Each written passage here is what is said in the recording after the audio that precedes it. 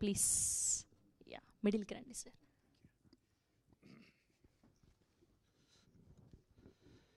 Music Shop Murthy. What a different title. Hero, Ajay Ghosh. What a different hero. Of course, Chandni Chaudhary, she's a different heroine because ఇప్పుడు heroine అంటే 4 స్టెప్లు వేయడం, 4 పాటలు పాడడం, లేకపోతే some romance చేయడం, లేకపోతే ఊరినే ఏడుపు సీన్స్ రెండు చేయడం, హాస్యం సీన్స్ రెండు చేయడం కాదు.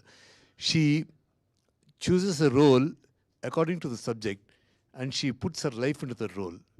Because నా అమ్మాయి పర్ఫార్మెన్స్ నేను చూశాను, అమ్మాయితో నేను చేశాను కాబట్టి I can get the feel of for this thing. She doesn't care whether it's regular subject or anti subject. But తను ఆ క్యారెక్టర్ ఒకసారి ఒప్పుకున్నాక దానికి జీవం పోస్తుంది. And this girl did a very good job in this film which I know because ఇది కొన్ని parts చూసాను ఈ సినిమాలో, చాలా బాగున్నాయి. అజయ్ ఘోష్ గారు అంటే చెప్పకలేదు, is a versatile artist.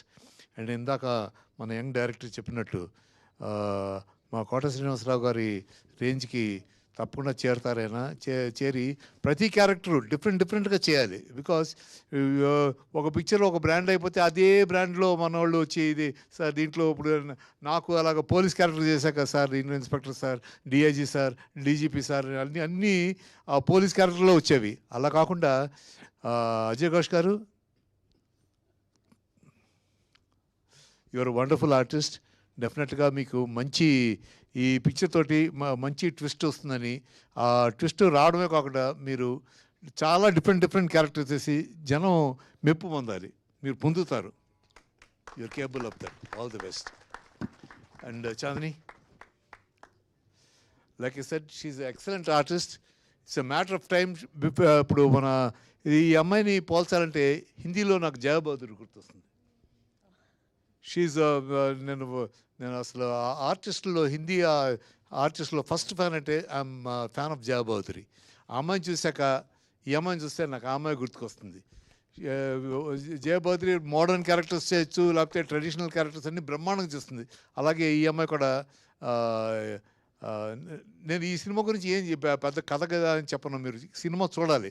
Every family member, every female and male and with the family ఈ సినిమా చూస్తే అప్పుడు మీకు అర్థమవుతుంది. మ్యూజిక్ షాప్ పూర్తిలో అసలు ఈ క్రిస్ప్ ఆఫ్ ద సబ్జెక్ట్ ఏంటంటే, ఒక ఫాదరు ఒక డాటరు, వాళ్ళిద్దరూ మధ్యన వచ్చే విభేదాల గురించి.